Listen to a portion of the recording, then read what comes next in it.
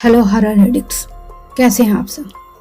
आप सबका मेरे चैनल लिव हॉरर पर फिर से स्वागत है। आज मैं आपके लिए फिर से एक नई कहानी लाई हूँ। अम्मी, मैं कॉलेज जा रहा हूँ। अशफाक ने अपना बैग उठाते हुए अम्मी को आवाज़ लगाई। अभी वो घर की दहलीज पार कर भी नहीं पाया था कि उसके बदन में थरथराहट होने लगी और वो गिरकर छटपटाने लगा। उसकी अम्मी ने किचन से बाहर आते हुए उसे देख लिया था। उन्होंने अशफाक के अब्बू को घबरा कर बुलाया। अरे, ये क्या हो रहा है इसे? नहीं पता, अभी तो अच्छा भला कॉलेज जा रहा था। अमीना, तुम फिक्र मत करो, मैं डॉक्टर साहब को लेकर आता हूँ। डॉक्टर साहब आए और कुछ दवा देकर चले गए। दवा खाकर अशफाक भी शाम को ठीक हो गया। अब कैसी तबीयत है अशफाक? उसकी अम्मी ने किचन में काम करते हुए उससे पूछा। हाँ अम्मी, अब ठीक लग रहा है। तो जा, ये खाना उस पेड़ के पास रखा। अम्मी, आप हर रोज़ ये खाना वहाँ क्यों रखवाती हो?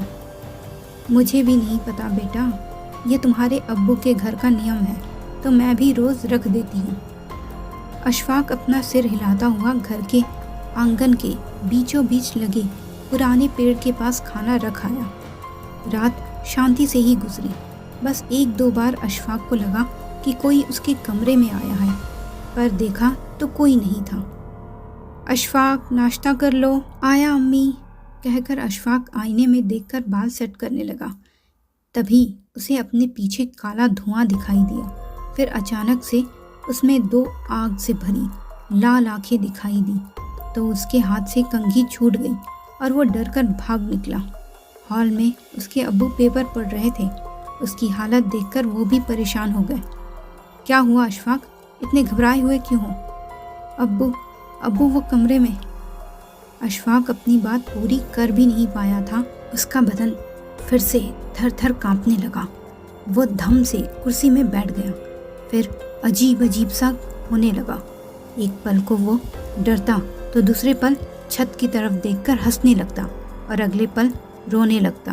उसकी हालत देखकर अमीना भी रोने लगी। मुझे कुछ ठीक नहीं लग रहा है, आप जाकर पीर साहब को बुलाकर लाइए। ज़रूर किसी ने मेरे बच्चे को कुछ कर दिया है। तुम अशफाक को संभालो, मैं उन्हें लेकर आता हूँ। अशफाक के अब्बू को भी किसी अनहोनी का एहसास हो रहा था। थोड़ी देर बाद वो पीर साहब को लेकर आए। उनके घर में कदम रखते ही अशफाक उठकर एकदम सीधा बैठ गया और आंखें बड़ी बड़ी करके देखने लगा। पीर बाबा उसके अब्बू के साथ उसके कमरे में दाखिल हुए तो वो बेहद गुस्से में आगे पीछे डोलने लगा।